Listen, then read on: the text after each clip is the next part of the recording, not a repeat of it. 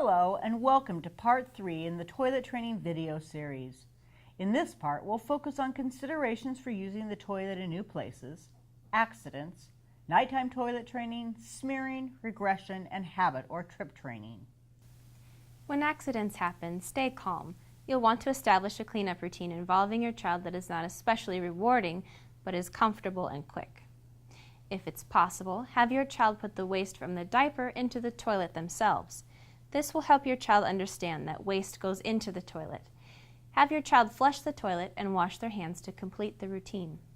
If your child happens to get feces on his or her hand and becomes distraught, help your child finish wiping, then show them that they can wash their hands clean with soap and water. Sometimes children with ASD become overly upset when they get their hands dirty or have an accident. It's important to assure them early on that these mistakes can be fixed quickly and easily. Smearing is a challenging behavior to come to terms with. There can be a number of reasons for exhibiting this behavior. Initially, a child should be taken to their doctor to ensure that there are no physical factors involved. The toilet paper they are using could be too harsh for their sensitive skin, therefore using wet wipes may be an alternative solution. Some children enjoy the tactile element of smearing. If this is the case, provide other acceptable alternative activities before and after the process, which gives the same feeling, such as playing with finger paints, glue, or Play-Doh. You also want to make sure that the child understands the process of wiping themselves properly. If they are struggling, you may need to reteach them using a hand-over-hand prompt. Scolding a child for smearing is not an effective strategy. Instead, tell them it is not okay and give them an appropriate option, along with assisting in the cleanup process. Some children may perceive cleaning up after they have smeared as a reward, particularly if they like water or receive lots of attention from their parent. Even if they are reprimanded, it can still be seen as a reinforcing activity. Therefore, keep your interactions during cleanup minimal and consider using alternative cleanup methods such as baby wipes or a tepid shower. Regression in toileting is not unusual. Usually it's in response to a change or illness. Examples of changes that might affect toileting include an absent parent or family member, a move, starting or ending school, a new sibling, or an altered school schedule. If a child is not feeling well, or if going to the bathroom has become painful, a regression may occur. Don't panic.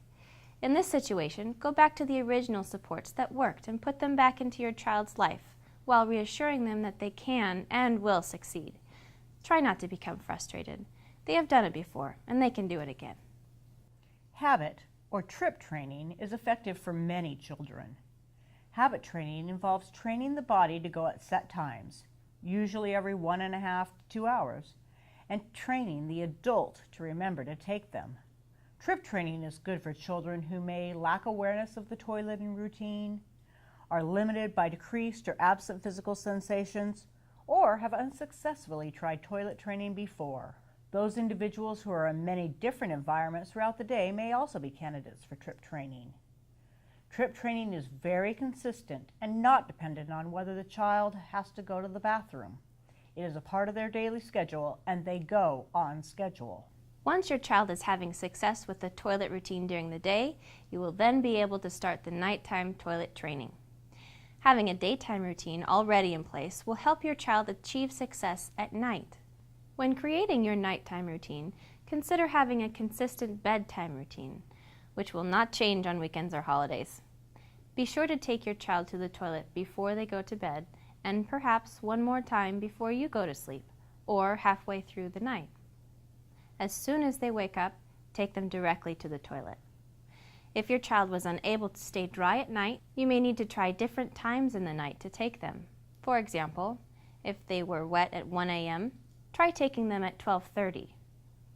Limiting the amount your child eats and drinks before bed will also help them stay dry. For some children, you might want to limit their intake of liquid an hour before bed. Be sure, however, that they've had enough fluids throughout the day. Remember, routine and consistency will help the body establish a pattern. Once your child is comfortable with sitting on the toilet and the toileting routine, you will want to teach them to use toilets when out in the community. The earlier, the better.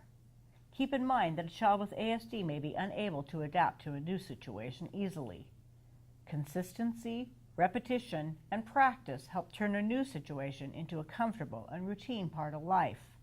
You'll want to teach restroom use in public, other people's houses, outdoor or portable toilets, and even stalls versus urinals.